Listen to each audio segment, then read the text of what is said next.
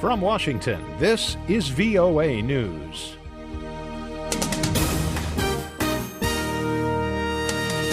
I'm David Byrd reporting. The head of the U.S. Central Intelligence Agency says the Islamic State is well armed and financed, but is not invincible. John Brennan told the Council on Foreign Relations in New York Friday that the militants are disciplined and battle-hardened and will not be stopped overnight. But Brennan said the U.S.-led coalition airstrikes have softened many of the Islamic State forces. So although it's looked upon right now that this is an Iranian-directed Shia militia effort, there has been tremendous efforts made by the coalition in terms of airstrikes and successes. In Iraq, government forces pressed on with a massive offensive to retake Tikrit from Islamic State, which has reportedly begun to lose ground. As many as 30,000 Iraqi troops and Iranian-backed Shiite militia members surround the city and have already seized several areas. Meanwhile, the Islamic State says it has accepted a pledge of allegiance from the Nigerian-based Boko Haram extremist group. In an audio statement Thursday, an Islamic State spokesman welcomed what he called the expansion of the group's self-declared Islamic Caliphate to West Africa.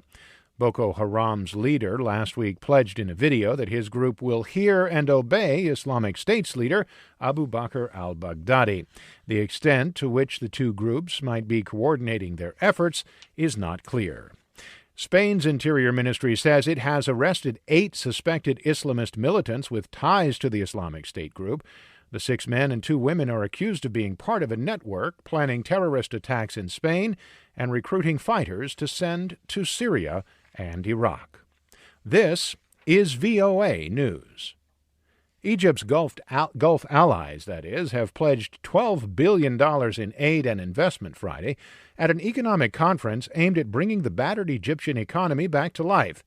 The leaders of Kuwait, Saudi Arabia, and the United Arab Emirates each promised $4 billion for Egypt on the first day of the conference in Sharm el-Sheikh. U.S. Secretary of State John Kerry said the United States stands behind Egypt and will work with the Cairo government to secure the country's goals. All of us have a stake in Egypt's success, and all of the Middle East needs to see that what Egyptians struggled to achieve in 2011 was the real birth of opportunity and not an illusion. The 3-day conference is being held amid heavy security in the Sinai Peninsula's Red Sea resort city of Sharm el-Sheikh. The region is home to an insurgency that has helped cripple the Egyptian economy. The U.S.-based group Human Rights Watch says that travel restrictions imposed by the government of Ukraine are seriously delaying delivery of medical help to rebel-controlled areas. In a video on its website Friday, HRW said its conclusion was based on 10 days of telephone and in-person interviews with both medical workers and patients in eastern Ukraine. Yulia Gorbunova was one of the lead researchers. The shortages especially affected most vulnerable groups of patients, including patients living with HIV, patients receiving treatment for tuberculosis, various forms of hepatitis, and patients receiving opioid substitution therapy. The human rights group said travel restrictions imposed by the Kyiv government impede access for residents of eastern Ukraine who need to travel to government-controlled areas for state-funded medical services.